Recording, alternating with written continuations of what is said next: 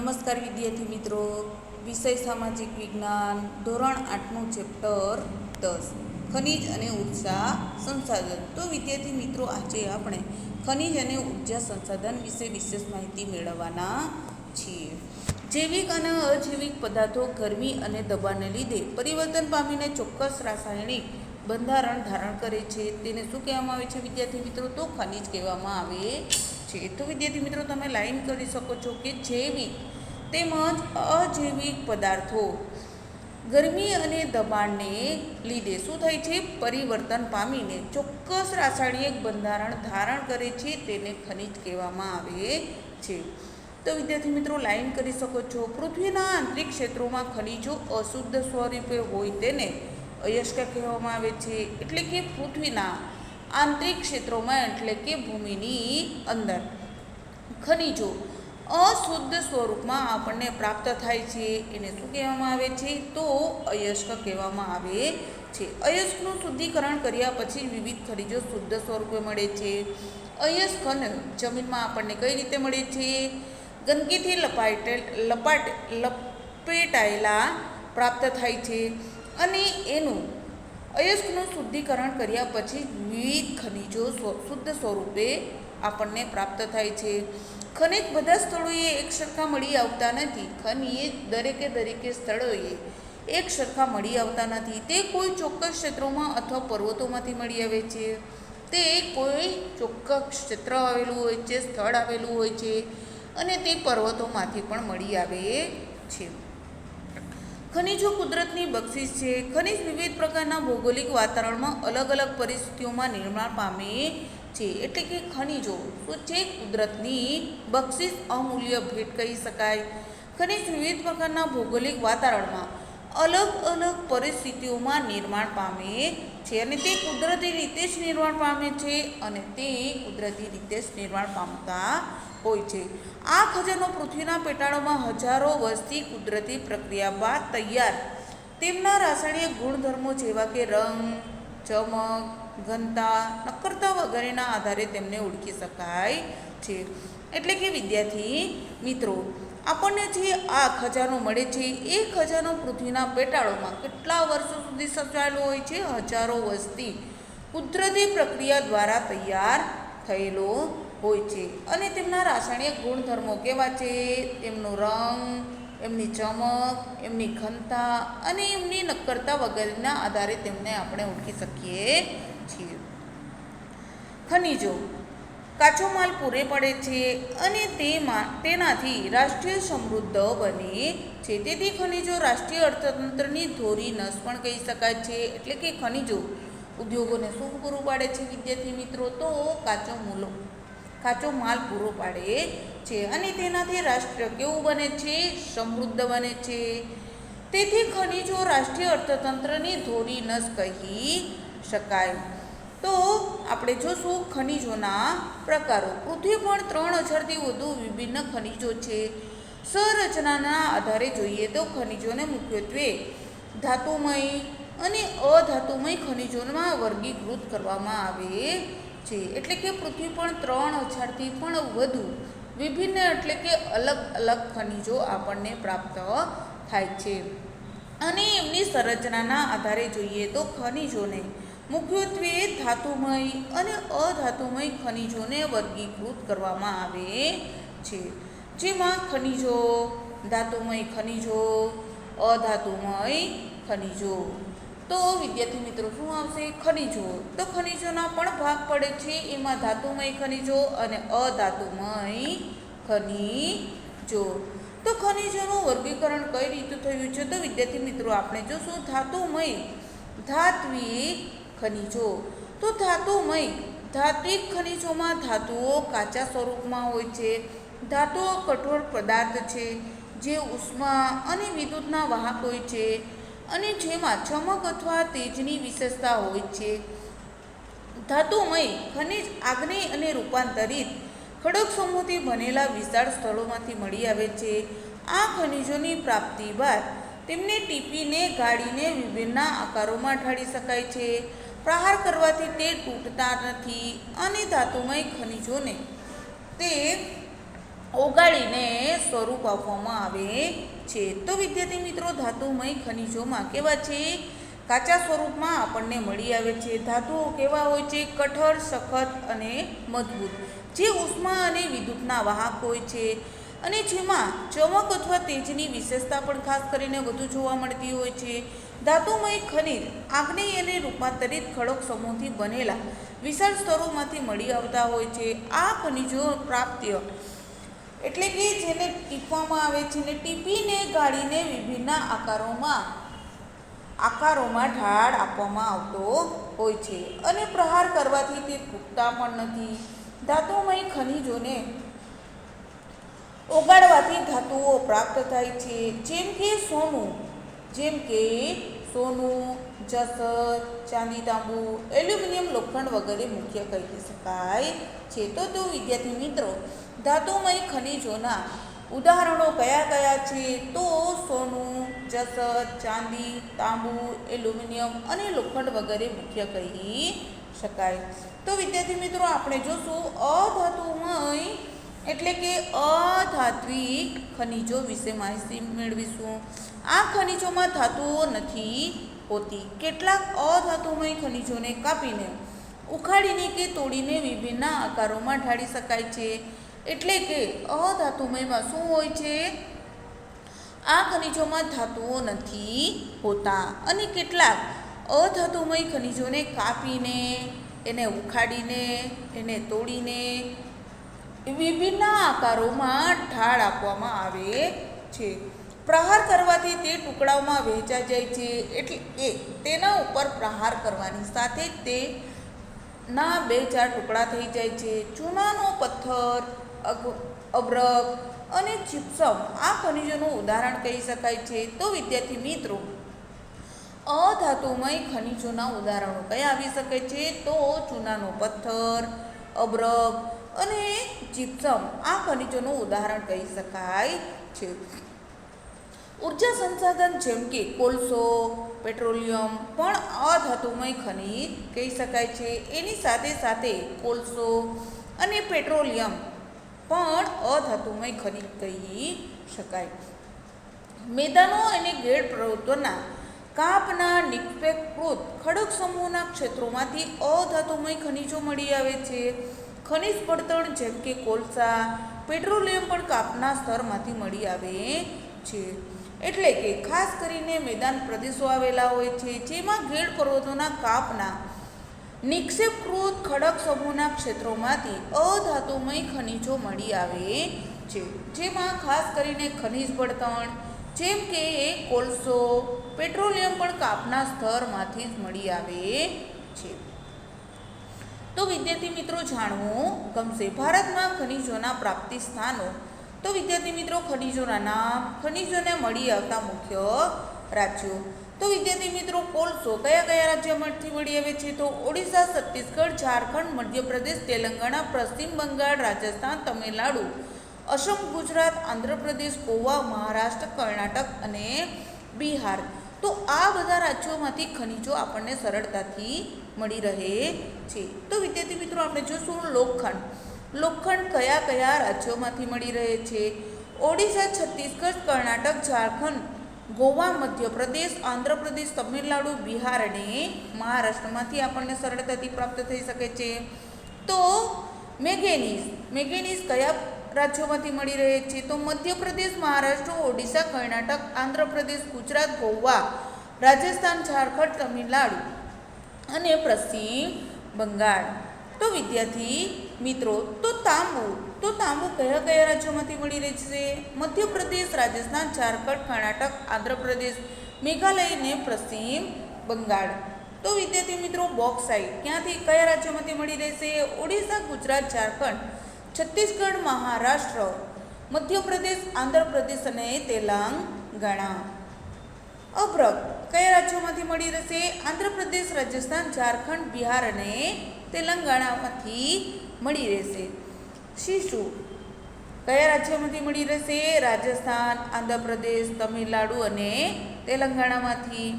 ચૂનાનો પથ્થર તો વિદ્યાર્થી મિત્રો કયા રાજ્યોમાંથી મળી રહે છે? રાજસ્થાન, મધ્યપ્રદેશ, આંધ્રપ્રદેશ, છત્તીસગઢ, કર્ણાટક, તેલંગાણા, ગુજરાત અને હિમાચલ પ્રદેશ. તો વિદ્યાર્થી મિત્રો સોનું ક્યાંથી પ્રાપ્ત થઈ રહેશે? સોનું કયા રાજ્યોમાંથી? કર્ણાટક, આંધ્રપ્રદેશ, બિહાર, રાજસ્થાન અને પશ્ચિમ બંગાળમાંથી મળી રહેશે. ખનિજ તેલ અને કુદરતી વાયુઓ કયા રાજ્યોમાંથી પ્રાપ્ત થશે? ગુજરાત, અસમ, મહારાષ્ટ્ર, આંધ્રપ્રદેશ, અંદમાન નિકોબારમાંથી મળી રહેશે. થોરિયમ અને યુરેનિયમ કયા રાજ્યોમાંથી મળશે? રાજસ્થાન, ઝારખંડ અને કેરળમાંથી. ફ્લોરસ્પાર રાજસ્થાન, તેલંગાણા અને આંધ્રપ્રદેશ તેમજ ગુજરાતમાંથી મળી રહેશે. તો વિદ્યાર્થી મિત્રો આપણે જોશું કે ઉર્જા સંસાધન.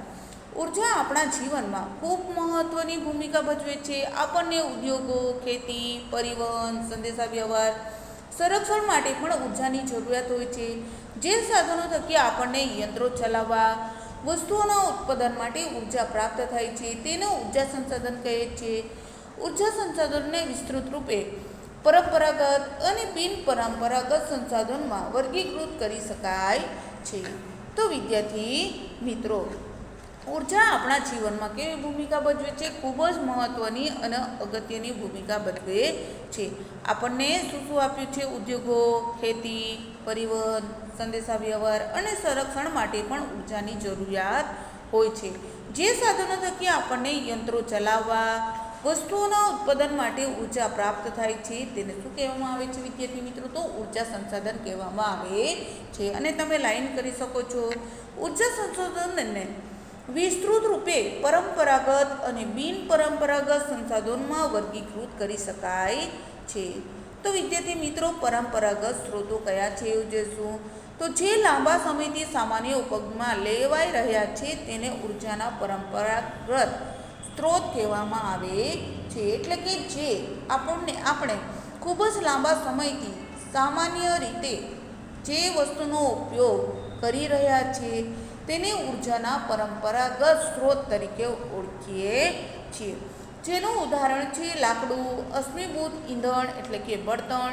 એ પરંપરાગત ઉર્જાના મુખ્ય બે સ્ત્રોતો કહી શકાય. તો વિદ્યાર્થી મિત્રો તમને એક વાક્યનો પ્રશ્ન પૂછાઈ શકે છે કે પરંપરાગત સ્ત્રોતના બે ઉદાહરણો આપો. તો શું લખશો તમે વિદ્યાર્થી મિત્રો? તો લાકડું અને અશ્મિભૂત ઈંધણ એટલે કે બળતણ જે પરંપરાગત ઉર્જાના મુખ્ય સ્ત્રોતો છે. તો વિદ્યાર્થી મિત્રો જાણવું ગમશે એમાં લાખો વર્ષ પૂર્વે વનસ્પતિ દટાવાથી, ખનિજ કોલસો તેમજ વિવિધ પ્રાણીઓના જમીનમાં દટાઈ જવાથી ખનિજ તેલ ખૂબ લાંબી પ્રક્રિયાને અંતે બનેલા આ ઉર્જા સ્ત્રોતોને અશ્મિભૂત બળતણ તરીકે ઓળખવામાં આવે છે. એટલે કે ખૂબ લાંબા સમય દરમિયાન પૂર્વ વનસ્પતિ એટલે કે અગાઉ જે વનસ્પતિઓ હતી તે સંપૂર્ણપણે જમીનમાં દટાઈ જવાથી ખનિજ કોલસો અને વિવિધ પ્રાણીઓ પણ દટાઈ જવાની પ્રક્રિયાથી ખનિજ તેલ ખૂબ લાંબી પ્રક્રિયાને અંતે બનેલા આ ઉર્જા સ્ત્રોતો શું કહેવામાં આવે છે? અશ્મિભૂત બળતણ તરીકે ઓળખાય છે. કોલસો. તો વિદ્યાર્થી મિત્રો કોલસો આપણને વિપુલ પ્રમાણમાં મળી આવતું અશ્મિભૂત બળતણ છે. તેનું ઘરેલું બળતણ લોખંડ અને પોલાદ જેવા ઉદ્યોગો, વરાળ એન્જિન, વીજળી ઉત્પન્ન કરવામાં ઉપયોગમાં આવે છે. એટલે કે કોલસો આપણને કઈ કઈ રીતે ઉપયોગી છે? તો આ વિપુલ એટલે કે ખૂબ જ પ્રમાણમાં તેનો ઉપયોગ કરવામાં આવતો હોય છે તે પણ અશ્મિભૂત બળતણ છે. તેનો ઘરેલો ઉપયોગ બળતણ તરીકે કરવામાં આવે છે. લોખંડ અને પોલાદ જેવા ઉદ્યોગો વરાળ એન્જિન વીજળી ઉત્પન્ન કરવા માટે પણ ઉપયોગમાં લેવાતા હોય છે. અને કોલસામાંથી મેળવેલી વીજળીને તાપ વિદ્યુત કહેવામાં આવે છે. કોલસાની ઉર્જાથી ઔદ્યોગિક વિકાસ શક્ય બન્યો છે. ચીન, સંયુક્ત રાજ્ય અમેરિકા, જર્મની, રશિયા, દક્ષિણ આફ્રિકા અને ફ્રાન્સ વિશ્વના અગ્રણી કોલસા ઉત્પાદક દેશો છે. તો વિદ્યાર્થી મિત્રો કયા કયા દેશો છે? ચીન, સંયુક્ત રાજ્ય અમેરિકા, જર્મની, રશિયા, દક્ષિણ આફ્રિકા અને ફ્રાન્સ એ વિશ્વના અગ્રણી એટલે કે આગળ પડતા કોલસા ઉત્પાદન માટેના દેશો કહી શકાય છે. જેમાં રાણીગંજ છે પશ્ચિમ બંગાળમાં આવેલું છે તથા ઝરિયા ધનબાદ અને બોકારો જે ઝારખંડમાં આવેલું છે ભારતના કોલસા ઉત્પાદન ક્ષેત્રો છે. તો વિદ્યાર્થી મિત્રો તમને એક વાક્યનો પ્રશ્ન પૂછાઈ શકે છે કે ભારતના કોલસા ઉત્પાદન ક્ષેત્રો કયા કયા છે. જે રાણીગંજ જે પશ્ચિમ બંગાળમાં આવેલું છે તથા ઝરિયા એટલે કે ધનબાદ અને બોકારો જે ઝારખંડમાં આવેલું છે એ કોલસા ઉત્પાદન ક્ષેત્રો આવેલા છે. ગુજરાતમાં ખનિજ કોલસાના ક્ષેત્રો ક્યાં આવેલા છે? કચ્છ, ભરૂચ, મહેસાણા, ભાવનગર અને સુરતમાં આવેલા છે. તો વિદ્યાર્થી મિત્રો આ એક વાક્યનો તમને પ્રશ્ન પૂછાઈ શકે છે કે ગુજરાતમાં ખનિજ કોલસાના ક્ષેત્રો કયા સ્થળે આવેલા છે? તો કયું સ્થળ આવશે વિદ્યાર્થી મિત્રો? કચ્છ, ભરૂચ, મહેસાણા, ભાવનગર અને સુરત એ સ્થળે આવેલા છે.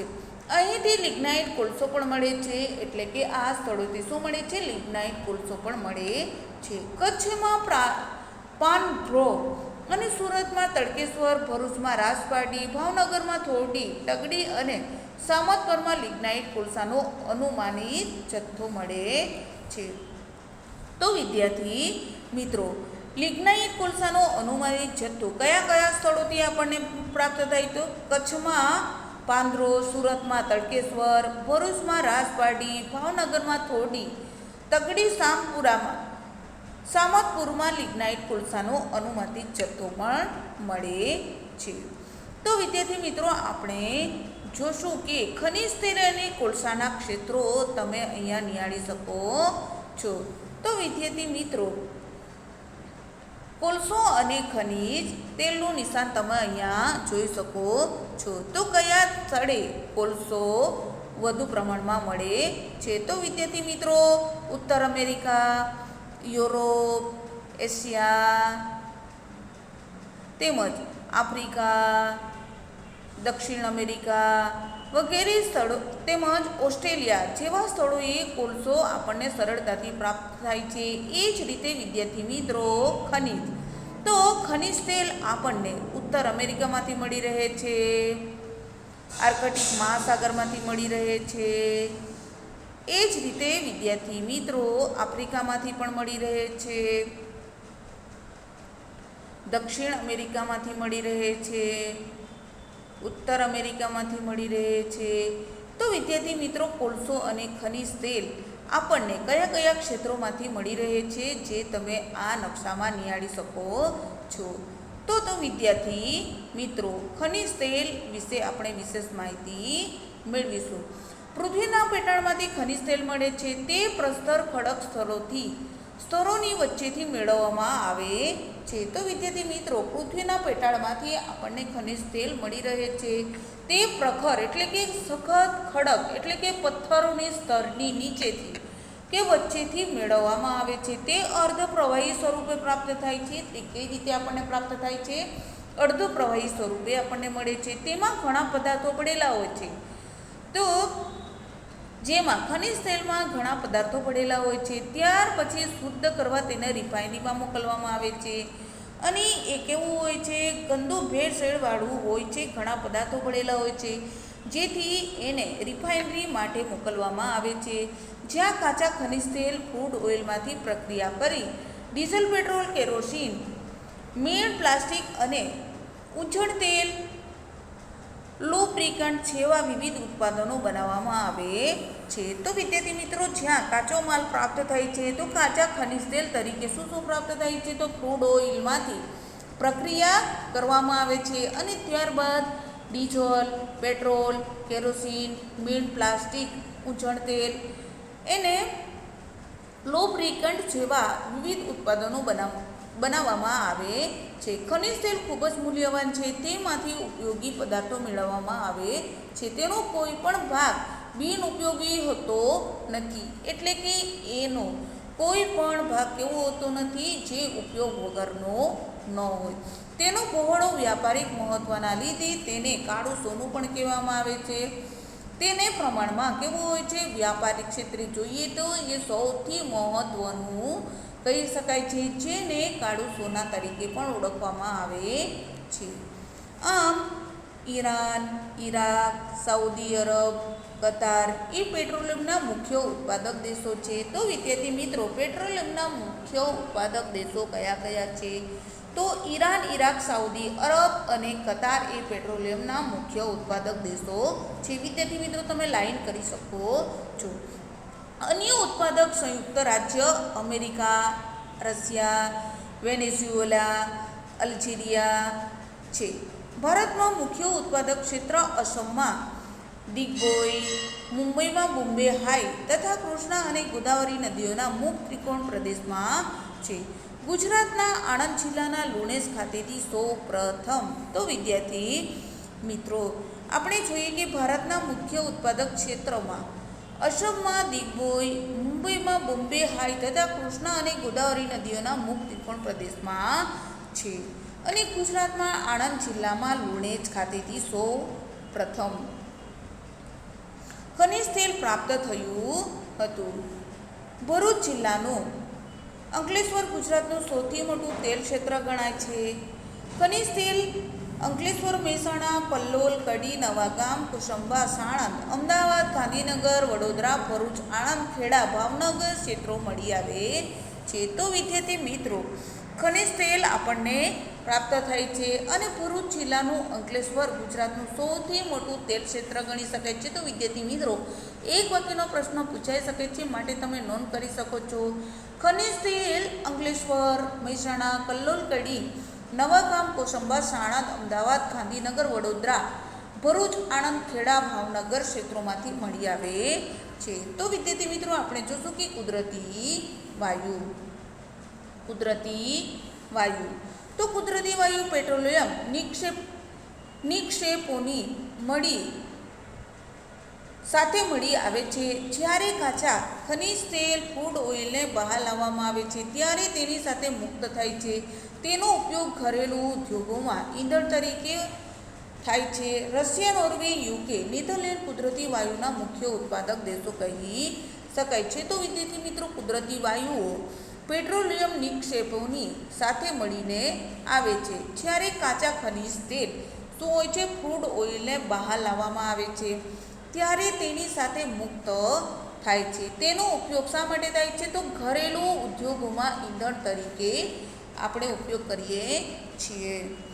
રશિયા, નોર્વે, યુકે અને નેધરલેન્ડ કુદરતી વાયુના મુખ્ય ઉત્પાદક દેશો છે. તો વિદ્યાર્થી મિત્રો આ પણ તમને એક વાક્યનો પ્રશ્ન પૂછાઈ શકે છે કે કુદરતી વાયુના મુખ્ય ઉત્પાદક દેશો કયા કયા છે, તો રશિયા, નોર્વે, યુકે અને નેધરલેન્ડ. આમ ભારતમાં જેસલમેર, ખંભાત બેસિન, કૃષ્ણા ગોદાવરી મુખ ત્રિકોણ, ત્રિપુરા અને બોમ્બે હાઈ કુદરતી વાયુ ઉત્પાદન ક્ષેત્રો છે. ગુજરાતનું અંકલેશ્વર ખાનદાર ખનિજ તેલ તથા કુદરતી વાયુના વિપુલ ભંડાર ધરાવતું ક્ષેત્ર ગણી શકાય છે. વિશ્વના બહુ ઓછા દેશોમાં કુદરતી વાયુનો પૂરતો જથ્થો પણ મળી આવ્યો છે. એટલે કે ભારતમાં જેસલમેર, ખંભાત બેસિન, કૃષ્ણા ગોદાવરી મુખ ત્રિકોણ નદીઓ આવેલી છે. એમાં ત્રિપુરા અને બોમ્બે હાઈ કુદરતી વાયુ ઉત્પાદન ક્ષેત્રો આવેલા છે. અને ગુજરાતનું અંકલેશ્વર ગાંધાર ખનિજ તેલ તથા કુદરતી વાયુનો વિપુલ ભંડાર ધરાવતું ક્ષેત્ર પણ ગણી શકાય છે. વિશ્વના બહુ ઓછા દેશોમાં કુદરતી વાયુઓનો પૂરતો જથ્થો છે. અશ્મિભૂત ઈંધણના વપરાશમાં ઝડપી વધારાને લીધે ચિંતાજનક રીતે સમાપ્ત થઈ રહ્યા છે. આ ઈંધણનો સળગવામાં નીકળેલા ઝેરી પ્રદૂષકો પણ ચિંતાનો વિષય છે. આ પરિસ્થિતિમાં બિનપરંપરાગત ઉર્જા સ્ત્રોતનો બહોળો ઉપયોગ કરી પરંપરાગત રીતે એટલે કે અશ્મિભૂત ઈંધણના વપરાશમાં ઝડપથી વધારાને લીધે શું થઈ રહ્યું છે, ચિંતાજનક રીતે સમાપ્ત થઈ રહ્યો છે. આ ઈંધણનો સળગવા માટે નીકળેલો ઝેરી પ્રદૂષકો પણ ચિંતાનો વિષય કહી શકાય છે. અને આ પરિસ્થિતિમાં બિનપરંપરાગત ઉર્જા સ્ત્રોતોનો ખૂબ જ વધારે પ્રમાણમાં તેનો ઉપયોગ થઈ રહ્યો છે. એ સ્ત્રોત પરનું ભારણ ઘટાડી શકાય છે. તો ઉર્જાના બિનપરંપરાગત સ્ત્રોતો વિશે આપણે જોશું. કોલસો એ ખનિજ તેલ જેવા શક્તિના સંસાધનો મર્યાદિત જથ્થામાં ઉપલબ્ધ છે એવું અનુમાન કરવામાં આવે છે. એટલે કે વિદ્યાર્થી મિત્રો કોલસો અને ખનિજ તેલ જેવા શક્તિશાળી છે સંસાધનો આવેલા છે એ સંસાધનો મર્યાદિત એટલે કે ખૂબ ઓછા પ્રમાણમાં એનો જથ્થો ઉપલબ્ધ છે એવું અનુમાન કરવામાં આવે છે. જો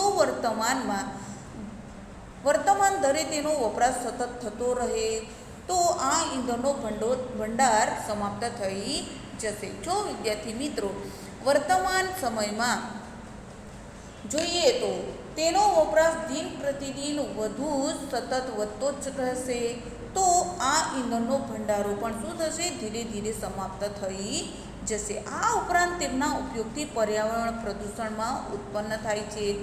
એટલા માટે સૌર ઉર્જા, પવન ઉર્જા, ભરતી ઉર્જા જેવા બિનપરંપરાગત સ્ત્રોતોનો ઉપયોગ જરૂરી છે. તો વિદ્યાર્થી મિત્રો આ અંગે દિન પ્રતિદિન વર્તમાન સમયમાં જોઈએ તો વપરાશ કેવો થતો રહ્યો છે? ખૂબ જ વધુ થાય છે, જેના પરિણામ સ્વરૂપ ઈંધણનો ભંડાર પણ સમાપ્ત થઈ રહ્યો છે.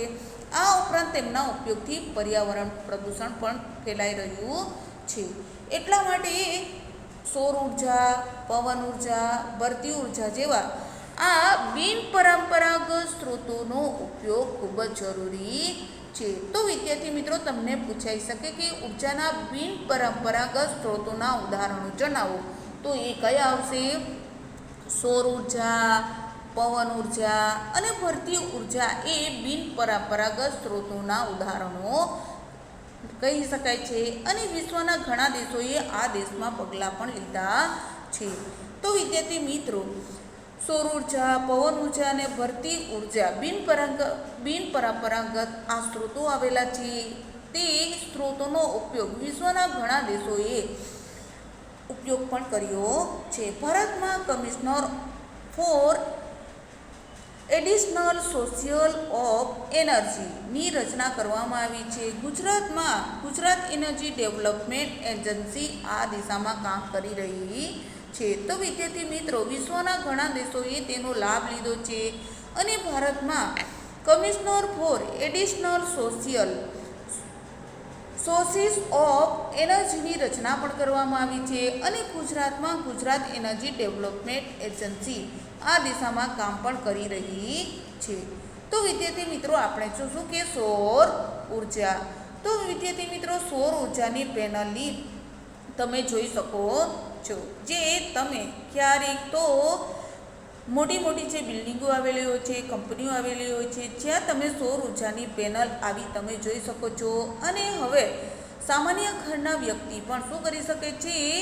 આ સૌર ઉર્જાનો ઉપયોગ કરી શકે છે. તો વિદ્યાર્થી મિત્રો આ સૌર ઉર્જાની પેનલ તમે જોઈ. તો સૌર ઉર્જાનો મુખ્ય સ્ત્રોત છે સૂર્યની ગરમી, પ્રકાશ ઉર્જા આપણે દરરોજ અનુભવી શકીએ છીએ. સૂર્યમાંથી મેળવી સૌર ઉર્જાનો ઉપયોગ સૌર કોષથી વીજળી ઉત્પન્ન કરવા માટે કરી શકાય છે. ગરમીની વધુ માત્રાવાળા ઉષ્ણકટિબંધીય દેશો માટે સૌર ઉર્જાનો ઉપયોગ કરવાની તકનીકી ખૂબ ફાયદાકારક છે. સૌર ઉર્જાનો ઉપયોગ સૌર water heater, solar cooker, solar dryers તેમજ જાહેર સ્થળોએ રાત્રિ પ્રકાશ માટે અને ટ્રાફિક સંકેતોને પ્રકાશિત કરવામાં પણ થાય છે. સૌર ઉર્જા અખૂટ પ્રદૂષણ મુક્ત છે. તો વિદ્યાર્થી મિત્રો સૂર્ય ઉર્જાનો મુખ્ય સ્ત્રોત કહી શકાય છે, જેના દ્વારા આપણને શું મળે છે? ગરમી, પ્રકાશ ઉર્જા મળે છે અને તે આપણે દરરોજ જ અનુભવી શકીએ છીએ. સૂર્યમાંથી મેળવેલી સૌર ઉર્જાનો ઉપયોગ શા માટે થાય છે? તો સૌર કોષોથી શું કરી શકાય છે? વીજળી ઉત્પન્ન કરી શકાય છે. ગરમીની વધુ માત્રાવાળા ઉષ્ણકટિબંધીય દેશોમાં માટે પણ સૌર ઉર્જાનો ઉપયોગ કરવાની વિજ્ઞાન ટેકનોલોજી ખૂબ જ ફાયદાકારક સાબિત થઈ છે. સૌર ઉર્જાનો ઉપયોગ શા માટે થાય છે? સૌર વોટર હીટર, સોલર કુકર માટે થાય છે, સોલર ડાયર્સ માટે પણ થાય છે, તેમજ જાહેર સ્થળોએ રાત્રિ પ્રકાશ માટે અને ટ્રાફિક સંકેતોને પ્રકાશિત કરવા માટે પણ થાય છે. સૌર ઉર્જા એ કેવું છે? અખૂટ પ્રદૂષણ મુક્ત છે. તો વિદ્યાર્થી મિત્રો આપણે જોશું કે મધ્યપ્રદેશના રેવામાં સૌર ઉર્જા પરિયોજના આવેલી છે, જે એશિયાની સૌથી મોટી સૌર ઉર્જા યોજના ગણવામાં આવે છે. તો વિદ્યાર્થી મિત્રો તમને એક વાક્યનો પ્રશ્ન પૂછાઈ શકે છે કે મધ્યપ્રદેશના રેવામાં સૌર ઉર્જા પરિયોજના આવેલી છે, જે એશિયાની સૌથી મોટી સૌર ઉર્જા યોજના ગણવામાં આવે છે. ગુજરાતના દેશમાં સૌર ઉર્જાનું મેળવતું અગ્રગણ્ય રાજ્ય છે. એટલે કે ગુજરાત દેશમાં સૌર ઉર્જા મેળવતું મધ્યપ્રદેશ એ અગ્રગણ્ય રાજ્ય છે. સૌર ઉર્જા મેળવતું અગ્રગણ્ય રાજ્ય કયું છે વિદ્યાર્થી મિત્રો? તો મધ્યપ્રદેશ. સૌરસદ કેનાલ આધારિત સૌર પ્રોજેક્ટ દ્વારા સૌર ઉર્જા મેળવવાના પ્રયાસો પણ થયા છે. 590 મેગાવોટ ક્ષમતાનો સોલાર પાર્ક ગુજરાતમાં પાટણ જિલ્લામાં ચારણકા ગામ ખાતે બિન વપરાશી જમીનમાં બનાવેલ છે. ગુજરાત એનર્જી ડેવલપમેન્ટ એજન્સી એ સાવણી વડોદરા પાસે 10 ટનની ક્ષમતાવાળું સૌર ઉર્જા લગાવેલું છે. તો વિદ્યાર્થી મિત્રો, મધ્યપ્રદેશે ગુજરાત દેશમાં સૌર ઉર્જાનું મેળવતું અગ્રગણ્ય એટલે કે અગ્રિમતા ધરાવતું રાજ્ય કહી શકાય છે, જેમાં સૌરછત કેનાલ આધારિત સૌર પ્રોજેક્ટ દ્વારા પણ સૌર ઉર્જા મેળવવાના પ્રયાસો થયા છે. અને 590 મેગાવોટ ક્ષમતા ધરાવતું સોલાર પાર્ક ગુજરાતમાં આવેલું પાટણ જિલ્લામાં ચારણકા ગામ ખાતે બિન વપરાશી જમીનમાં બનાવેલ છે. અને ગુજરાત એનર્જી ડેવલપમેન્ટ એજન્સી એ છાવણી વડોદરા પાસે 10 ટનની ક્ષમતાવાળું સૌર શીતાગાર સ્થાપ્યું છે. સોલાર રૂફ ટોપ સિસ્ટમ અપનાવવા માટે ગુજરાત રાજ્ય સરકાર સહાય આપે છે. વર્તમાન સમયમાં ગામોમાં દીવાબત્તી, સ્ટ્રીટ લાઇટ, ખેતરોમાં સિંચાઈ માટે સોલાર પેનલ બનાવવા માટે બેસાડવામાં આવે છે. ગુજરાતના ભુજ પાસેના માંડવી નજીક મોઢવા ગામે આ પ્લાન્ટ બનાવવાનું નક્કી થયેલ છે. દરિયાના ખારા પાણીનું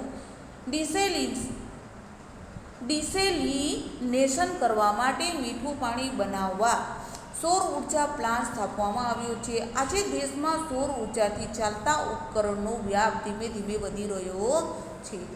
આમ શીતાગાર સ્થાપવા માટે સોલાર રૂફટોપ સિસ્ટમ અપનાવવા માટે ગુજરાત રાજ્ય સરકાર પણ સહાય આપે છે. અને વર્તમાન એટલે કે હાલના સમયમાં ગામોમાં દીવાબત્તી એટલે કે સ્ટ્રીટ લાઇટ, ખેતરોમાં સિંચાઈ માટે સોલાર પેનલ બેસાડવામાં આવે છે. અને ગુજરાતના ભુજ પાસેના માંડવી નજીકના મોઢવા ગામે આ પ્લાન્ટ બનાવવાનું પણ નક્કી થયેલ છે. અને દરિયાના ખારા પાણીમાં ડિસ્ટિલેશન કરીને મીઠું પાણી બનાવવા માટે સૌર ઉર્જા પ્લાન્ટ સ્થાપવામાં આવ્યો છે. આજે દેશમાં સૌર ઉર્જાથી ચાલતા ઉપકરણોનો વ્યાપ પણ ધીમે ધીમે વધી રહ્યો છે. આ પણ જાણો, રસોઈ બનાવવાની વિશ્વની સૌથી મોટી 15,000 લોકોના ભોજન રાંધણ ક્ષમતા સૌર બાષ્પ પ્રણાલી તિરુમાલા આંધ્રપ્રદેશમાં ઓક્ટોબર 2002માં પ્રસ્થાપિત કરી છે.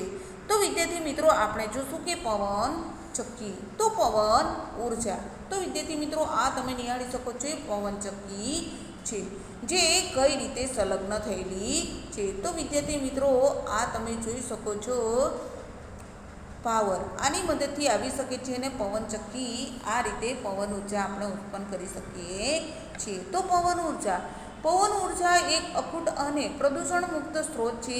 એકવાર પ્રસ્થાપિત કર્યા બાદ વિદ્યુત ઉત્પાદનમાં ઓછો ખર્ચો થાય છે. એટલે કે પવન ઉર્જા એ કેવું છે? અખૂટ તેમજ પ્રદૂષણ મુક્ત. એનાથી કોઈ પણ પ્રદૂષણ થતું નથી. એટલે કે પ્રદૂષણ મુક્ત સ્ત્રોત કહી શકાય છે.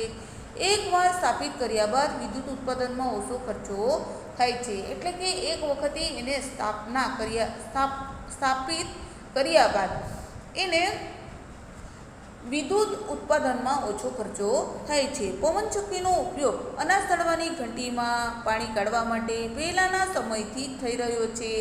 એટલે કે પવનચક્કીનો ઉપયોગ શા માટે થાય છે? તો અનાજ દળવાની ઘંટીમાં તેમજ પાણી કાઢવા માટે પણ પહેલાંના સમયમાં તેનો ઉપયોગ કરવામાં આવતો. હાલના સમયમાં તેને જનરેટર સાથે જોડી વીજળી ઉત્પન્ન કરાય છે. એટલે કે હાલે વર્તમાન સમયમાં જોઈએ તો વિદ્યાર્થી મિત્રો, તેને જનરેટર સાથે જોઈન્ટ કરી શું કરવામાં આવે છે? વીજળી ઉત્પાદન કરવામાં આવે છે. પવનચક્કીના સમૂહને વિન્ડ પવન ફાર્મ કહે છે. દરિયાકાંઠાના વિસ્તારોમાં અને પર્વત ખીણ જગ્યા વેગીલો અને સતત પવન વહેતો હોય ત્યાં ઊભા કરાય છે. જર્મની, યુએસ, ડેનમાર્ક, ભારત પવન ઉર્જા ઉત્પન્ન કરનારા શું કહી શકાય છે? અગ્રગણ્ય દેશ પણ કહી શકાય છે.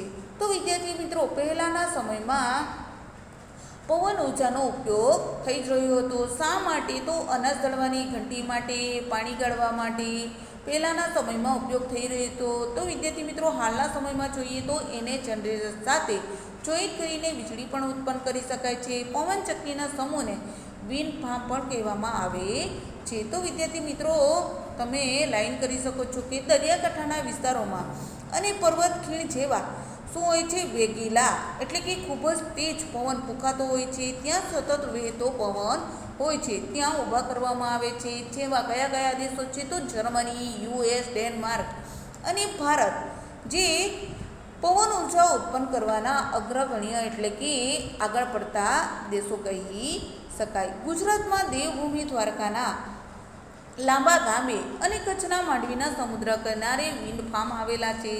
એટલે કે ગુજરાતમાં કયું સ્થળ વિદ્યાર્થી મિત્રો? તો દેવભૂમિ દ્વારકા, લાંબા ગામે અને કચ્છના માંડવીના સમુદ્ર કિનારે વિન્ડ ફાર્મ આવેલું છે. દેવભૂમિ દ્વારકા, કચ્છ, રાજકોટ, પોરબંદર, સુરેન્દ્રનગર વગેરે જિલ્લામાં પવનચક્કીઓ સ્થાપીને વિદ્યુત ઉત્પન્ન કરવામાં આવે છે. તો વિદ્યાર્થી મિત્રો, દેવભૂમિ દ્વારકા, કચ્છ, રાજકોટ, પોરબંદર, સુરેન્દ્રનગર વગેરે જિલ્લાઓમાં પવનચક્કીઓ સ્થાપીને વિદ્યુત ઉત્પન્ન કરવામાં આવતું હોય છે. તો આપણે જોશું કે ભૂતાપીય ઉર્જા. તો વિદ્યાર્થી મિત્રો, ભૂતાપીય ઉર્જાની આપણે અહીંયા તસવીર જોશું.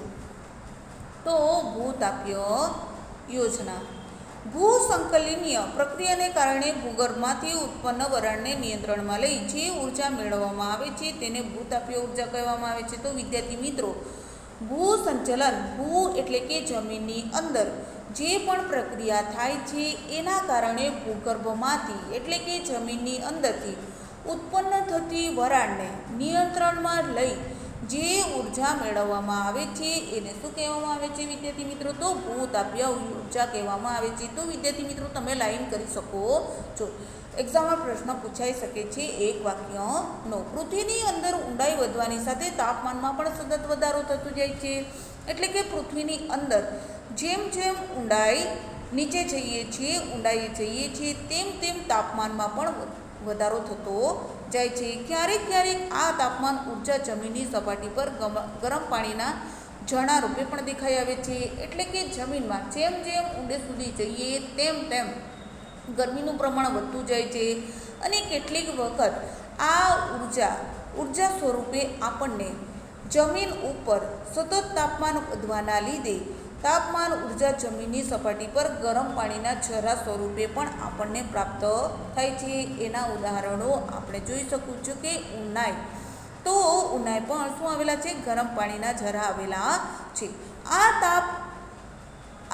તાપ ઉર્જાનો ઉપયોગ વીજળી ઉત્પન્ન કરવામાં પણ કરી શકાય છે. એટલે કે તાપ ઉર્જાનો ઉપયોગ આપણે વીજળી ઉત્પાદન કરવા માટે પણ કરી શકીએ છીએ. વર્ષોથી ગરમ પાણીના સ્ત્રોતના રૂપમાં ભૂતાપીય ઉર્જાનો ઉપયોગ શા માટે કરવામાં આવે છે? રાંધવા, ગરમી મેળવવા માટે પણ તેનો કરવામાં આવતો હોય છે. તો વિદ્યાર્થી મિત્રો, આપણે જોશું કુદરતી ફાટ અને બાસ. તો વિદ્યાર્થી મિત્રો, ભૂતાપીય ઉર્જા તમે જોઈ શકો છો. આ ફાટ તમે જોઈ શકો છો. તો જમીનની અંદર થયેલી ફાટ. અને આ શું છે વિદ્યાર્થી મિત્રો? તો આ જનરેટર આપેલું છે. તો આ જનરેટર અને આ શું છે વિદ્યાર્થી મિત્રો? ટર્બાઇન. તો વિદ્યાર્થી મિત્રો, આ કોની જોડે? જનરેટર જોડે જોઈન્ટ કરેલું છે. તો આ જમીનમાં રહેલું પાણી અને આ શું દર્શાવે છે વિદ્યાર્થી મિત્રો? આ કૂવો એ ટર્બાઇન જોડે જોઈન્ટ છે. તે ટર્બાઇન કોની જોડે જોઈન્ટ છે? જનરેટર દ્વારા જોઈન્ટ છે. તો આ પાણી અને કૂવામાંથી તો ટર્બાઇનની મદદથી, જનરેટરની મદદથી આપણે સરળતાથી શું કાઢી શકીએ છીએ? આપણે પાણી સરળતાથી કાઢી શકીએ છીએ. જે પણ કોની મદદથી? વિદ્યાર્થી મિત્રો, આ કુદરતી ફાટ આપેલી છે. તો કુદરતી ફાટને આ બાષ્પ રૂપે આપણને ક્યાંથી મળે છે? વૃક્ષો ઉપરથી મળે છે. તો વિદ્યાર્થી મિત્રો આપણે જોઈએ ભૂતાપીય ઉર્જા. તો ભૂતાપીય ઉર્જા ગરમ પાણીના ઝરણા રૂપે આપણને મળી રહે છે. તાપ ઉર્જાનો ઉપયોગ વીજળી ઉત્પન્ન કરવામાં કરી શકાય છે. વર્ષોથી ગરમ પાણીના સ્ત્રોતના રૂપમાં ભૂતાપીય ઉર્જાનો ઉપયોગ શા માટે થઈ શકે છે? તો રાંધવા માટે, ગરમી મેળવવા માટે, નાહવા માટે પણ આપણે તેનો ઉપયોગ કરી શકીએ છીએ. ભૂતાપીય ઉર્જા પ્રદૂષણ મુક્ત, પર્યાવરણને અનુકૂળ તેમજ હંમેશા ઉપલબ્ધ હોય છે. યુએસએમાં વિશ્વનો સૌથી મોટો ભૂતાપીય ઉર્જા પ્લાન્ટ આવેલો છે. તો વિદ્યાર્થી મિત્રો યુએસએમાં વિશ્વનો સૌથી મોટો ભૂતાપીય ઉર્જા પ્લાન્ટ આવેલો છે. ત્યારબાદ ન્યૂઝીલેન્ડ, આઇસલેન્ડ, ફિલિપાઇન્સ, મધ્ય અમેરિકા આવે છે. એટલે કે વિશ્વનો સૌથી મોટો ભૂતાપીય ઉર્જા પ્લાન્ટ ક્યાં આવેલો છે? યુએસ. ત્યારબાદ ન્યૂઝીલેન્ડ, આઇસલેન્ડ, ફિલિપાઇન્સ અને મધ્ય અમેરિકામાં આવે છે. હિમાચલ પ્રદેશમાં મણિકરણ અને લદ્દાખમાં પુંગા ઘાટી ખાતે ભારતના ભૂતાપીય ઉર્જાનો પ્લાન્ટ આવેલો છે. એટલે કે હિમાચલ પ્રદેશમાં મણિકરણ, લદ્દાખમાં પુંગા ઘાટી ખાતે ભારતના ભૂતાપીય ઉર્જાના પ્લાન્ટો આવેલા છે. અને ગુજરાતમાં લસુંદરા, ઉનાઈ, ટુવા, તુલસી શ્યામ ખાતે ગરમ પાણીના ઝરા પણ આવેલા છે, જ્યાં ભૂતાપીય ઉર્જા મળવાની સંભાવના છે. તો વિદ્યાર્થી મિત્રો આ પ્રશ્ન તમને પૂછાઈ શકે છે કે ગુજરાતમાં ભૂતાપીય ઉર્જા આપણને કયા કયા સ્થળેથી મળી રહે છે? તો લસુંદરા, ઉનાઈ, ટુવા અને તુલસી શ્યામ ખાતેથી ગરમ પાણીના ઝરા આપણને પ્રાપ્ત થાય છે કે મળવાની સંભાવના છે. ભરતી અને ઉર્જા. ભરતી દ્વારા ઉત્પન્ન થતી ઉર્જાને ભરતી ઉર્જા કહેવામાં આવે છે. તો વિદ્યાર્થી મિત્રો ભરતી એટલે શું? એક વાક્યનો તમને પ્રશ્ન પૂછાઈ શકે છે, માટે તમે નોંધ કરી શકો છો કે ભરતી દ્વારા ઉત્પન્ન થતી ઉર્જાને ભરતી ઉર્જા કહેવામાં આવે છે. તો વિદ્યાર્થી મિત્રો લાઈન કરી લેજો. આ ઉર્જા સમુદ્રના સાંકડા માર્ગમાં બંધ બાંધીને મેળવાય છે. આ ઉર્જા સમુદ્રના સાંકડા માર્ગમાં બંધ બાંધવાથી પાણી શું થાય છે? વિદ્યાર્થી મિત્રો રોકાઈ જાય છે, જેની મદદથી આપણે રોકી શકીએ છીએ. ઊંચી ભરતી સમયે ભરતીની ઉર્જાનો ઉપયોગ બંધમાં સ્થાપિત ટર્બાઇનને ફેરવવા માટે કરવામાં આવે છે. ભરતી ઉર્જા અખૂટ અને પ્રદૂષણ મુક્ત કહી શકાય છે. તો વિદ્યાર્થી મિત્રો અહીંયા આપણે એનું ચિત્ર જોશું કે ઊંચી ભરતી. જો વિદ્યાર્થી મિત્રો તમે જોઈ શકો છો કે આ જનરેટરનું ચિત્ર છે અને એની સાથે શું જોયું છે વિદ્યાર્થી મિત્રો? તો ટર્બાઇન. જે વિદ્યાર્થી મિત્રો આ ઊંચી ભરતી છે અને એમાંથી પસાર થઈ ટર્બાઇનમાંથી પસાર થઈ આ જનરેટર છે. જનરેટરની મદદથી ટર્બાઇન થઈને આ શું દર્શાવે છે વિદ્યાર્થી મિત્રો? નીચે ભરતી ઓટ થઈ શકે છે. જે ઊંચી ભરતી આવે છે, જે ટર્બાઇનની મદદથી શું કરી શકાય છે? નીચે ભરતી ઓટ કરી શકાય છે. તો ભરતી ઉર્જા પ્લાન્ટ અહીંયા આપેલો છે વિદ્યાર્થી મિત્રો. તો એ જ રીતે ઊંચી ભરતી અને ટર્બાઇનની મદદથી નીચે ભરતી ઓટ આ રીતે થઈ શકે છે. તો એનું ચિત્ર તમે જોઈ લીધું. યુએસ, રશિયા, ફ્રાન્સ, ચીન, ભારતે ભરતી ઉર્જાની મદદથી વિદ્યુત મેળવવાની યોજના અમલમાં મૂકી છે. ગુજરાત રાજ્યમાં કચ્છ અને ખંભાતના અખાતમાં આ યોજનાનો આરંભ કરવામાં આવ્યો છે. તો વિદ્યાર્થી મિત્રો યુએસ, રશિયા, ફ્રાન્સ, ચીન અને ભારતે ભરતી ઉર્જાની મદદથી વિદ્યુત મેળવવાની યોજના પણ અમલમાં મૂકી છે. અને ગુજરાત રાજ્યમાં કયા કયા સ્થળે આ યોજનાનો આરંભ કરવામાં આવ્યો હતો? તો વિદ્યાર્થી મિત્રો કચ્છ, ખંભાતના અખાતમાં આ યોજનાનો આરંભ કરવામાં આવ્યો હતો. તો વિદ્યાર્થી મિત્રો તમે લાઈન કરી શકો છો. તો વિદ્યાર્થી મિત્રો તમે જોઈ શકો છો કે બાયોગેસ પ્લાન્ટ. તો વિદ્યાર્થી મિત્રો આ શું દર્શાવે છે? ગેસની ટાંકી. તો વિદ્યાર્થી મિત્રો ગેસની ટાંકીમાં આ શું દર્શાવે છે? છાણ. અને બીજું શું છે વિદ્યાર્થી મિત્રો? ખાતર. અને એ હવે ગેસની ટાંકીમાં આ બંને ભેગા મળીને શું બને છે? મિથેન ગેસ બને છે. એની ઉપર આપણે સરળતાથી શું બનાવી શકીએ છીએ? રસોઈ બનાવી શકીએ છીએ. તો બાયોગેસ પ્લાન્ટ વિશે આપણે વિશેષ માહિતી મેળવીશું. વિદ્યાર્થી મિત્રો, આ ગેસની ટાંકી છે, સાણ અને ખાતર બંને શું કરવામાં આવે છે? આ ગેસની ટાંકીમાં મિક્સ કરો. મિક્સ કરવા બાદ શું બને છે વિદ્યાર્થી મિત્રો? મિથેન ગેસ તૈયાર થાય છે. એનો આપણે રસોઈ તરીકે પણ ઉપયોગ કરી શકીએ છીએ. તો વિદ્યાર્થી મિત્રો, બાયોગેસ પ્લાન્ટ વિશે વિશેષ માહિતી મેળવીશું. જૈવિક કચરો જેવા કે મૃત છોડ, જંતુઓના અવશેષો, પશુઓના સાણ, રસોડામાંથી નીકળતા એંઠવાડ કચરાને વાયુમુક્ત બળતણમાં ફેરવી શકાય છે.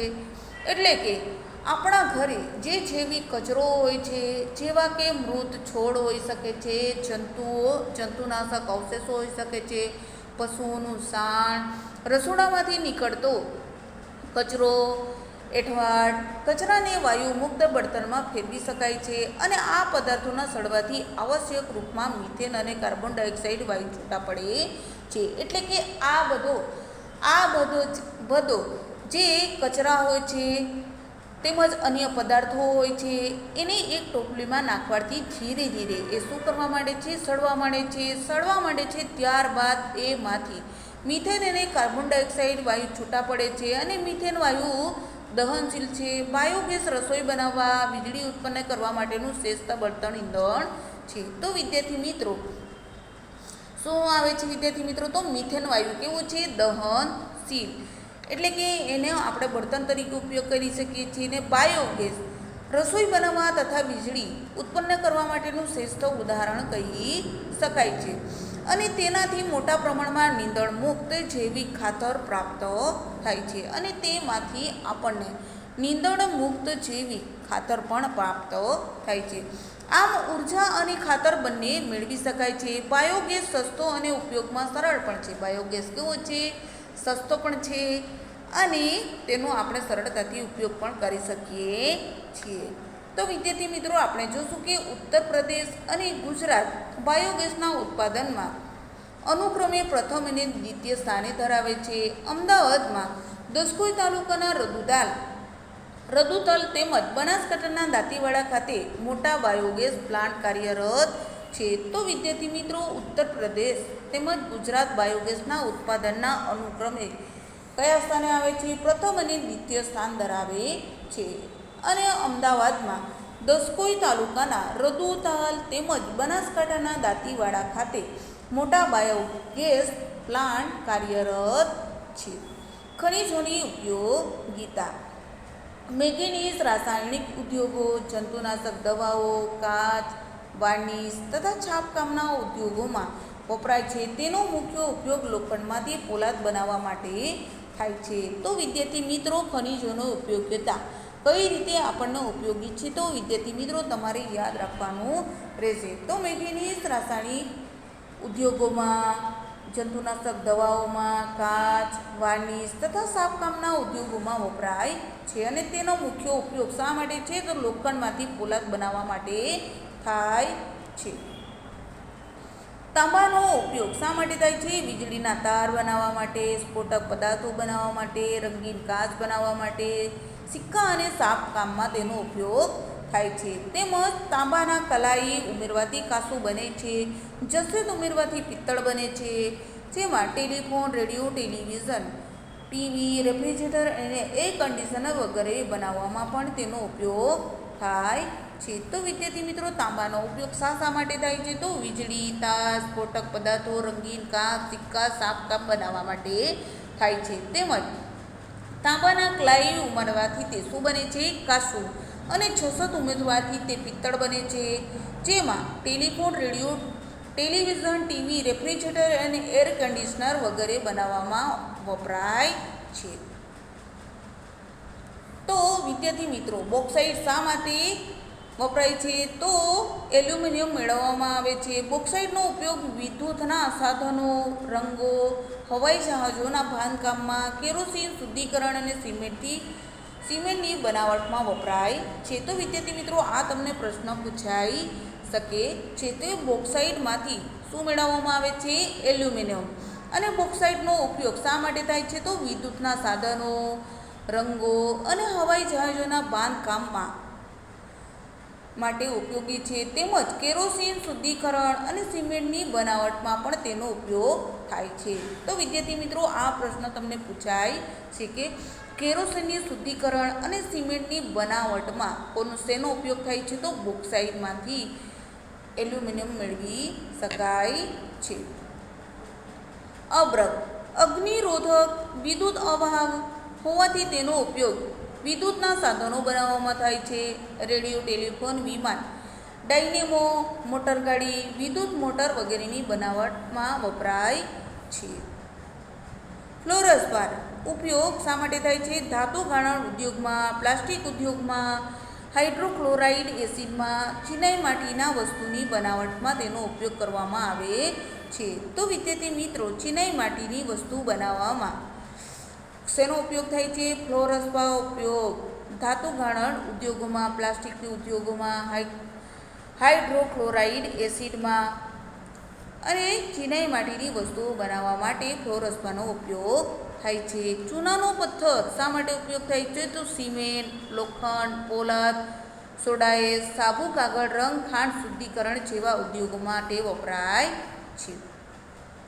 સીસાનો ઉપયોગ શા માટે થાય છે? તો વિદ્યાર્થી મિત્રો, સીસાનો ઉપયોગ સ્ટોરેજ, બેટરી અને ઝીંક ઓક્સાઇડ બનાવવા માટે થાય છે. જસતનો ઉપયોગ ગેલ્વેનાઇઝ પતરા ઉપર ઢોળ ચડાવવા માટે અને વાસણો બનાવવા માટે થાય છે. લોખંડ લોહ અયસ્કનો ઉપયોગ ટાંકણીથી માંડી મોટા મોટા યંત્રો, મોટરગાડીઓ, જહાજો, રેલવે, પુલ, મકાનો અને શસ્ત્રો બનાવવા માટે થાય છે. કોલસો તાપ વિદ્યુતના ઉત્પાદનમાં બળતણ તરીકે થાય છે. તો કોલસો શા માટે થાય છે? વિદ્યાર્થી મિત્રો, શા માટે ઉપયોગી છે? તો તાપ વિદ્યુતના ઉત્પાદનમાં બળતણ તરીકે વપરાય છે. કમ્પ્યુટર ઉદ્યોગોમાં વપરાતું સિલિકોન ક્વાર્ટઝમાંથી મેળવવામાં આવે છે. એટલે કે કમ્પ્યુટર ઉદ્યોગોમાં વપરાતું સિલિકોન અને ક્વાર્ટઝમાંથી લેવામાં આવે છે. તો વિદ્યાર્થી મિત્રો, આપણે જોશું ખનિજોનું સંરક્ષણ. તો ખનિજોનું સંરક્ષણ અને સંવર્ધન આપણે કઈ રીતે કરવું જોઈએ અને કરવું એ આપણા સૌની ફરજ છે. તો વિદ્યાર્થી મિત્રો, કોલસો પેટ્રોલિયમ બિન અવનીકરણીય સંસાધન છે. તો કોલસો આપણને પુનઃપ્રાપ્ય વારંવાર જ્યારે પણ જરૂર હોય છે ત્યારે આપણને મળશે નહીં. ખનિજોના નિર્માણ અને સંચયમાં હજારો વર્ષ લાગે છે. માનવી વપરાશના દરની તુલનામાં બિન અવનીકરણીય સંસાધનના નિર્માણનો દર ખૂબ જ ધીમો છે. ખાણકામની પ્રક્રિયા ઘટાડવી આવશ્યક છે. તો વિદ્યાર્થી મિત્રો, આપણને કોલસો ખૂબ જ સરળતાથી કે આસાનીથી મળી જતો નથી અને તેને આ જે ખનિજો છે એ તૈયાર થવા માટે ખૂબ જ સમય લાગતો હોય છે. જેથી એ જોઈએ તો માનવીનો વપરાશ દિન પ્રતિદિન વધી રહ્યો છે. એની તુલનામાં બિન નવીનીકરણીય સંસાધનનું નિર્માણ કેવો થઈ રહ્યો છે? ખૂબ જ ધીમો થઈ રહ્યો છે. ધાતુઓનું રિસાયકલિંગ એટલે કે ધાતુઓનું રિસાયકલિંગ કરી લોખંડ, તાંબુ, એલ્યુમિનિયમ, ક્લાય વગેરેના ભંગારને ફરીથી ઉપયોગમાં લઈ શકાય. ઓછા પ્રમાણમાં પ્રાપ્ત થતા ખનિજોના વિકલ્પો શોધવા જોઈએ. વિદ્યુતના સ્થાને સૌર વિદ્યુતનો ઉપયોગ, પેટ્રોલને બદલે CNGનો વપરાશ વધારવો જોઈએ. એટલે કે ઓછા પ્રમાણમાં જે પણ ખનિજો આપણને પ્રાપ્ત થતા હોય છે એમાં વિદ્યુતના સ્થાને સૌર વિદ્યુતનો આપણે ઉપયોગ કરવો જોઈએ. પેટ્રોલને બદલે CNGનો આપણે ઉપયોગ કરવો જોઈએ. જળ, સૌર, પવન, બાયોગેસ જેવા બિનપરંપરાગત સાધનોનો આપણે ઉપયોગ વધારવો જોઈએ. પર્યાવરણની ગુણવત્તા જાળવી રાખવી, ભવિષ્યની પેઢીને શુદ્ધ પર્યાવરણની ભેટ આપવા પ્રદૂષણ મુક્ત પર્યાવરણના પ્રયત્નો કરવો જોઈએ. એટલે કે પર્યાવરણની ગુણવત્તા કેવી રહીએ, પ્રદૂષણ ન વધે એ માટેનું આપણે ધ્યાન રાખવું જોઈએ અને આવનાર જે પેઢી છે એને શુદ્ધ પર્યાવરણની ભેટ આપણે આપીએ એ માટેના પ્રયાસો પણ કરવા જોઈએ અને પ્રદૂષણ મુક્ત પર્યાવરણના ન થાય એ માટેના પ્રયત્નો કરશું.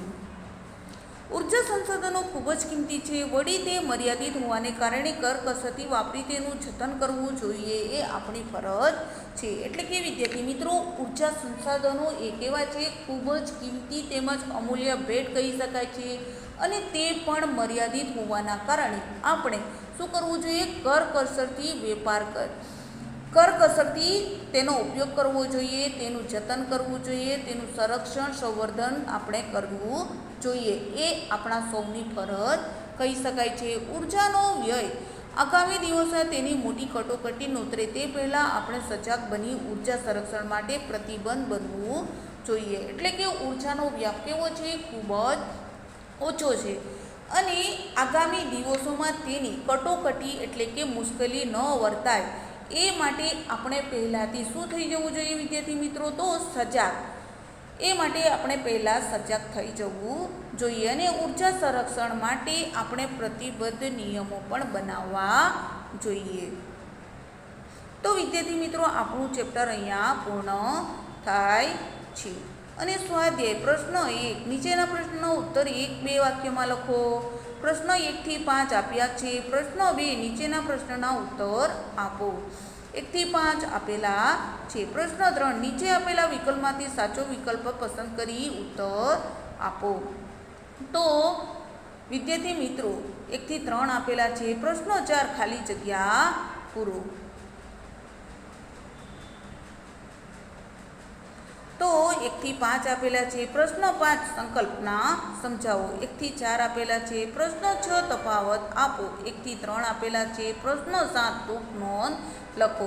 તો વિદ્યાર્થી મિત્રો, સ્વાધ્યાય તમારે સામાજિક વિજ્ઞાનના ચોપડામાં 1 થી 7 પ્રશ્નો સુધી લખી લેવું, અને 1 થી 7 પ્રશ્નોની પરીક્ષા માટે તમારે તૈયારી કરવાની રહેશે. Thank you.